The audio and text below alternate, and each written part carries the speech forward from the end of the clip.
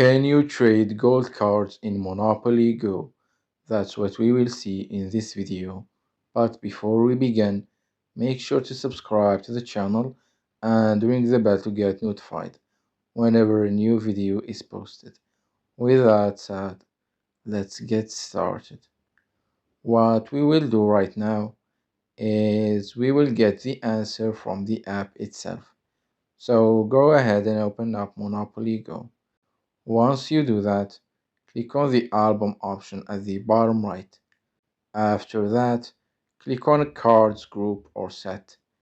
Once you are there, click on the gold sticker. As you can see right here, it says that this sticker can't be gifted, meaning that as of the time of this recording, you can't trade gold cards, unfortunately.